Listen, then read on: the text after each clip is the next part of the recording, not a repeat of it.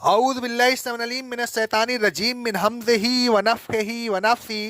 سورہ آل عمران کی آیت نمبر 44 میں اللہ رب العالمین فرماتا ہے، اے رسول صلی اللہ علیہ وسلم، یہ غیب کی خبریں ہیں جو ہم آپ کی طرف وحی کر رہے ہیں، ورنہ آپ تو ان لوگوں کے پاس اس وقت موجود نہیں تھے جب وہ مریم کی کفالت کے لیے کرہ اندازی کر رہے تھے، اور نہ اس وقت موجود تھے جب کفالت کے لیے وہ جھگڑا کر رہے تھے۔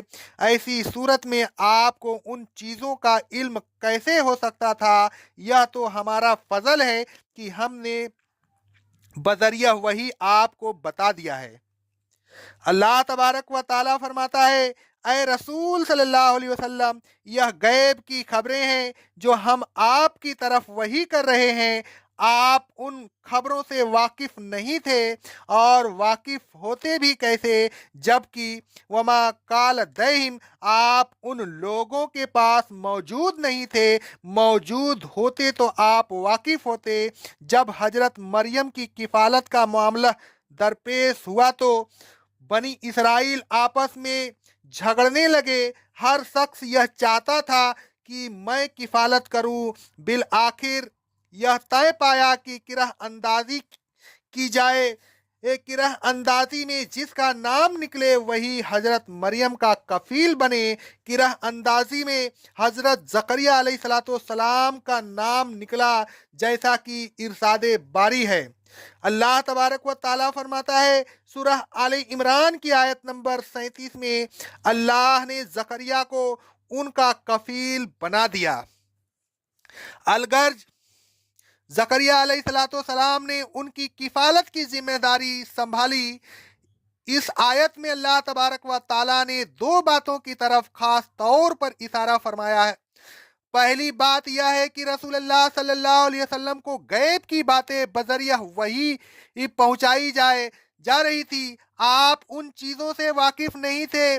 اسی سلسلہ میں اللہ تبارک و تعالیٰ ایک اور جگہ ارشاد فرماتا ہے، سورہ القصص کی آیت نمبر 44 سے لے کر 46 تک، اور اے رسول صلی اللہ علیہ وسلم، جب ہم نے موسیٰ علیہ السلام کی طرف اپنا حکم بھیجا تو اس وقت آپ طور کے عربی جانب موجود نہیں تھے، اور نہ دور ہی سے آپ اس واقعہ کا مشاہدہ کر رہے تھے، مگر یہ کہ ہم نے موسیٰ علیہ السلام کے بعد بہت سی قوموں کو پیدا کیا، پھر ان پر ایک طویل مدت گزر گئی۔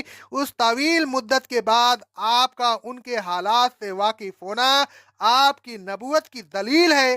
اور اے رسول صلی اللہ علیہ وسلم، آپ اہل مدین کے ساتھ بھی نہ رہے تھے کہ ان کے ساتھ رہنے کی وجہ سے ان کے حالات سے واقف ہوتے اور ان لوگوں کو ہماری آیتیں پڑھ پڑھ کر سناتے، لیکن ہم نے آپ کو رسول بنا کر بھیجا ہے، لہٰذا ہم نے آپ کو یہ باتیں بتا دیں تاکہ ان باتوں کا علم آپ کی نبوت کی دلیل ہو۔ اور اے رسول صلی اللہ علیہ وسلم، جب ہم نے موسیٰ علیہ السلام کو آواز دی تو اس وقت بھی آپ طور کے اطراف میں کہیں موجود نہیں تھے کہ اس واقعہ سے واقف ہوتے، لیکن یہ آپ کے رب کی رحمت ہے، اس نے آپ کو رسالت کے منصب پر فائز کر کے ان باتوں کی خبر آپ کو دی تاکہ ان باتوں کا علم آپ کی رسالت کی دلیل ہو، اور آپ ایسے لوگوں کو اللہ کے عذاب سے ڈرائیں جن کے پاس ماضی قریب میں آپ سے پہلے کوئی ڈرانے والا نہیں آیا،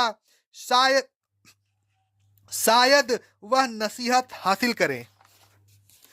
اس سلسلہ میں ایک اور مقام پر اللہ تبارک و تعالیٰ فرماتا ہے، سورہ ہود کی آیت نمبر 49 میں، اے رسول صلی اللہ علیہ وسلم، غیب کی خبروں میں سے یہ چند خبریں ہیں جو ہم آپ کی طرف وحی کر رہے ہیں۔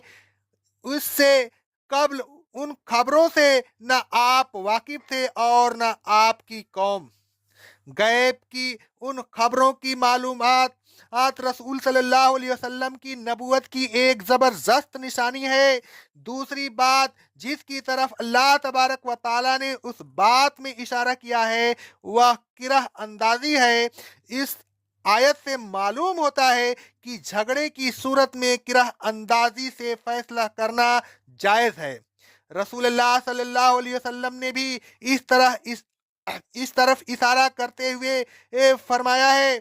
सही बुखारी की हदीस है, अगर लोगों को मालूम हो जाए कि अजान देने और सफ अव्वल में खड़े होने का कितना सवाब है और अगर वह उस सवाब को बगैर किरह अंदाजी के हासिल न कर सके तो ज़रूर किरह अंदाजी करें।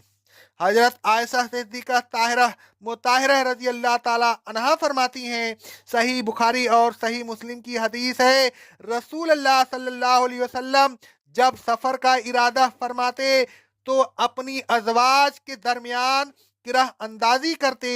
जिस बीवी का नाम किरह अंदाजी में निकलता उस बीवी के साथ आप सफ़र करते।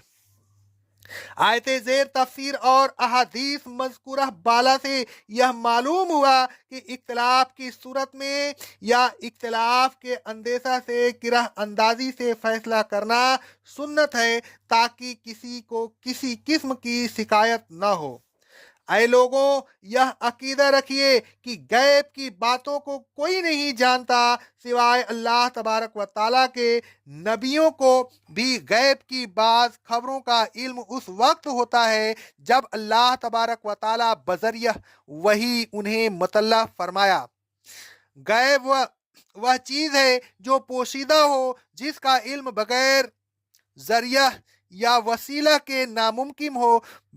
बगैर जरिया या वसीला के इल्म होना सिर्फ अल्लाह तबारक व ताला की खुसूसियत है। जब लोगों में किसी चीज़ की हुसूल में इख्तिलाफ हो या इख्तिलाफ का अंदेशा हो तो किरह अंदाजी से फैसला कीजिए। अक़ौलु क़ौली हाज़ा अस्तग़फ़िरुल्लाह अस्तग़फ़िरुल्लाह अस्तग़फ़िरुल्लाह।